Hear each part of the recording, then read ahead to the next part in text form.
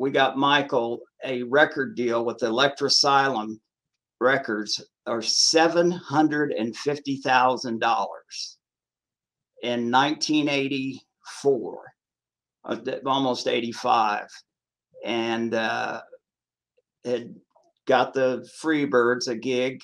They were wrestling in the WWF, and they'd been there about 5 weeks.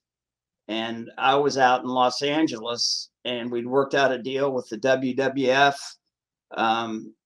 with MTV and Electrosylum, and they were gonna, all three were gonna promote the album that was going to be coming out, Michael's rock and roll album, and it wasn't going to be, you know, novelty, a rock and roll record. And Michael, I was out there with Dave Wolf. Cindy was out there because she was doing some dates in California, and we were at her bungalow, and we negotiated the final terms of the record deal. We got everything we wanted, and $750,000 is a big record deal. Huge. It was a $500,000 recording budget and a $250,000 promotional budget. That's a lot of money back in 1985. I mean, that can go a long way. This was not going to be a record they were going to screw around with. This record was getting a huge push. What did you think about his? What do you think about Michael singing? Did you like his singing? Michael's singing was fine. I wrote Badstreet to where he could talk sing it. Mm-hmm. You know, wrote it in a key that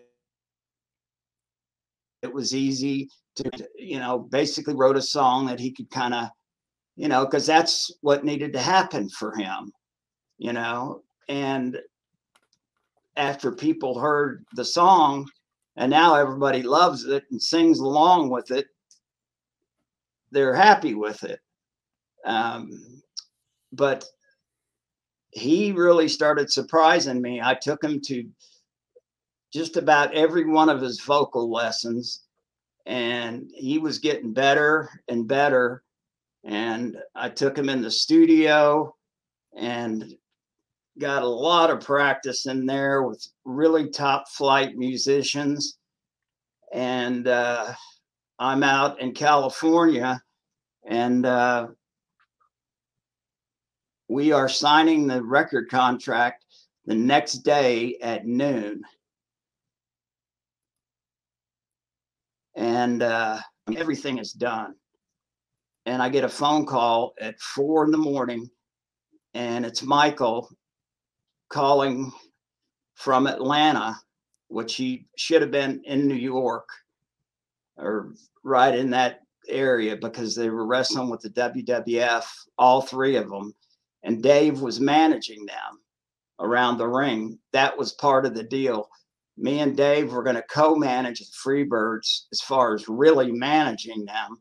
But Dave wanted to be involved in the wrestling side of it. I had no aspirations for that part. You know, I didn't want to be around the ring or even do anything around the ring. Anyway, he did. It's fine with me. Cyndi Lauper was hotter than a firecracker back in those days. Time magazine. And so I get a call at 4 a.m.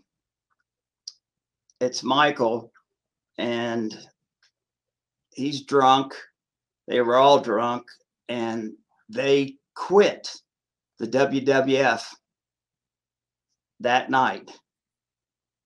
And Michael, unfortunately, about 5 days later, had a tour in Japan booked that he went and which was fine with the WWF. He was gonna go do that. It was booked prior to them getting booked up there. And so I told Michael, I said, do you understand what you, I said, do you know how hard it is to get a record deal for a band? I said, getting a record deal for a wrestler, I mean, people were like looking at me like I was from another planet. You have a singing wrestler? Yeah, right. What kind of shit is this, man? You know? And well, it turned out to be a big deal. But he said, yeah, we all quit. And I said, well, you didn't. I said, because you are going to be in so much trouble because of the contracts that we've signed with people. You can't just quit. I said, you better get on the next plane back to New York. Don't even worry about Savannah. And you better go back. And if you have to get on your hands and knees and kiss Vince's feet, you better apologize and tell him you're back. Well, so he went back and he took Buddy with him, and they did the rest of their dates. And then he had a month in Japan. Well, that was bad timing. Had that not happened, we might have been able to put things together, but he goes away for a month.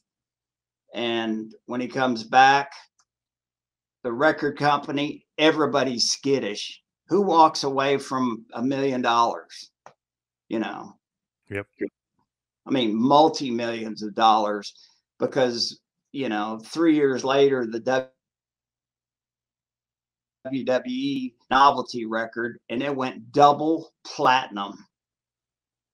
And they put out just a joke, you know, record with Gene Okerlund singing on one song and the parrot and the other guy singing on. I mean, it was just, you know, bull crap.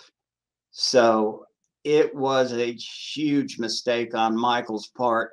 They were going to put the strap on him. He was going to be the world champion in front of Hulk Hogan, by the way.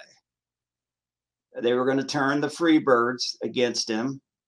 And, you know, Terry and Gordy and Buddy were going to be the heels. And Michael would have been just a fantastic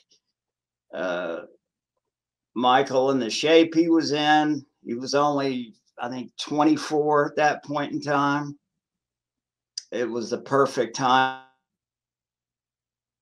for him to do that.